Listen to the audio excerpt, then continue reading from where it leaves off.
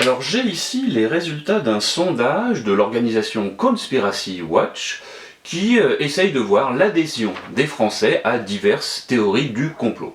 Alors il y a certains résultats qui sont assez déprimants, comme par exemple ici le fait que 43% des Français pensent sérieusement qu'il y a un complot pour nous cacher la nocivité des vaccins. Et puis il y a d'autres résultats qui paraissent a priori plus anecdotiques, comme par exemple qu'environ 10% des Français pensent que l'homme n'est jamais allé sur la Lune.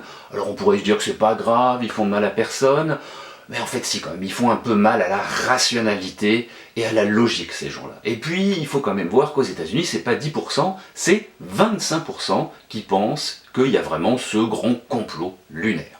Alors sur la toile ou ailleurs, vous allez trouver des tas de vidéos, de documents qui démontrent de long et en large à quel point ces arguments des complotistes lunaires ne tiennent vraiment pas la route. Mais je vais vous montrer aujourd'hui qu'en fait, même en quelques minutes, on peut facilement démonter l'essentiel de ces arguments, parce que ces arguments en fait ils sont basés sur des notions de physique ou de géométrie vraiment mal comprises. Alors, premier argument des complotistes lunaires, sur certaines vidéos de la NASA, quand les astronautes plantent le drapeau américain sur la Lune, on le voit onduler, comme s'il y avait du vent qui soufflait, c'est donc la preuve que c'est pas dans le vide qu'on est dans un studio hollywoodien. Mais pourquoi il ondule ce drapeau? Ça n'a rien à voir avec le vent, c'est simplement le fait que tant qu'ils le tiennent, le drapeau il vibre, et puis ils essaient de le planter dans un sol qui est pas facile, donc ils font comme ça, le drapeau il tremble un peu, et justement comme il n'y a pas d'air sur la Lune, l'air ne va pas amortir les mouvements du drapeau quand il a commencé à vibrer, donc il va vibrer un petit peu comme ça, dans le vide, pendant quelques instants. Mais vous pouvez constater qu'une fois que les astronautes lâchent le drapeau, quelques secondes plus tard, eh bien il ne bouge plus du tout, mais alors plus d'un pouillème. Donc tout est normal, on est bien dans le vide, le drapeau il se comporte exactement comme il doit.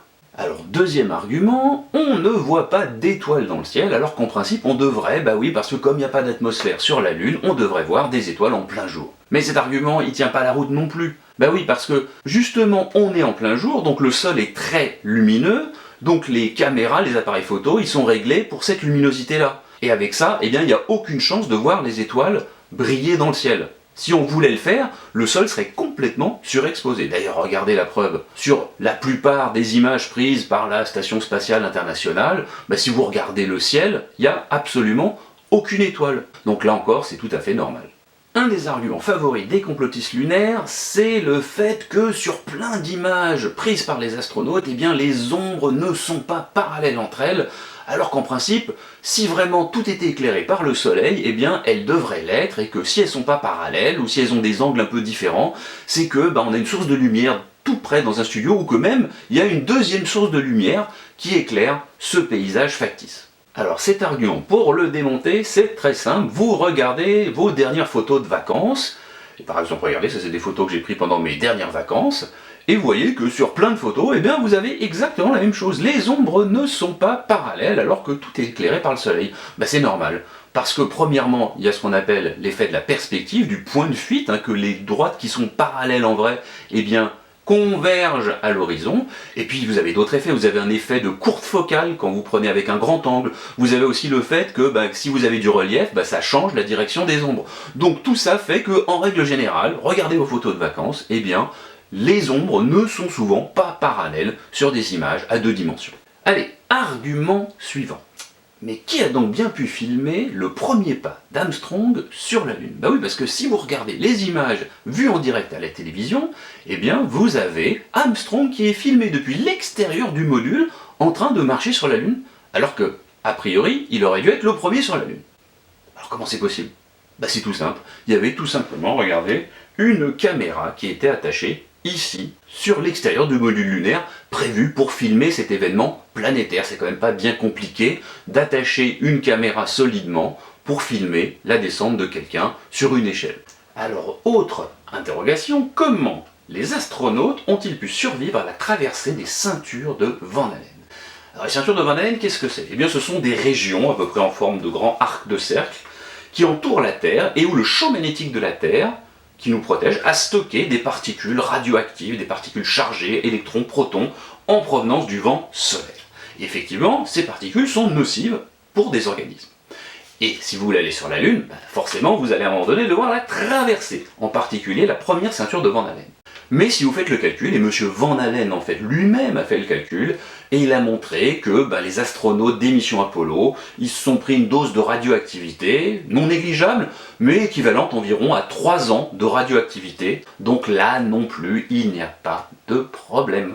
Argument complotiste suivant, pourquoi l'atterrisseur lunaire, le LEM, qui est très lourd, n'a pas laissé de traces plus profondes que les pas des astronautes sur le sol lunaire? Alors que le sol lunaire a priori c'est du régolithe, c'est de la poudre, pourquoi il s'est pas enfoncé plus profond? Là encore, l'explication, elle est très simple.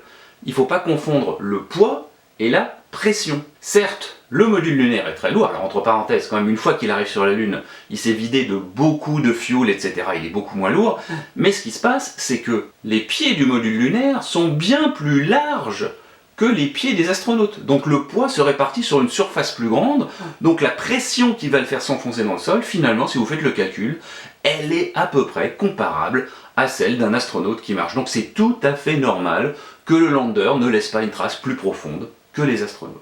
Alors on aurait pu continuer comme ça pendant des heures, mais on va s'arrêter là. Alors je me fais aucune illusion, je sais bien que je n'ai pas convaincu tout le monde. Je sais bien qu'il y en a certains parmi vous qui sont toujours intimement convaincus, malgré l'évidence, que tout ceci n'était qu'une gigantesque mise en scène. Je sais bien que expliquer, c'est pas la même chose que convaincre. Mais en guise de conclusion, je voudrais quand même vous présenter un dernier argument, sans doute l'un des plus forts contre toutes ces théories. C'est de réfléchir 5 minutes à l'absurde immensité d'un tel complot si jamais il avait eu lieu. Car en effet, il aurait dû impliquer des centaines de milliers de personnes, tout le personnel de la NASA, pendant des décennies, sans qu'aucune de ces personnes ne dise jamais rien de suspect de leur vie, même sur leur lit de mort. Ce qui implique que des centaines de milliers d'autres personnes, sans doute même des millions, surveillent en permanence ces centaines de milliers de gens de la NASA, pour que jamais ils ne disent quelque chose de travers. Vous vous retrouvez donc avec un complot impliquant des millions de personnes sur 50 ou 60 ans, chaque seconde de leur vie. Et là, quand on y réfléchit un peu, il paraît quand même finalement beaucoup plus simple de construire une fusée de 110 mètres de haut pour envoyer 3 bonhommes sur la Lune que de concevoir un complot qui implique, allez, le quart des États-Unis d'Amérique. Allez, je vous laisse réfléchir un petit peu là-dessus et je vous dis à la semaine prochaine.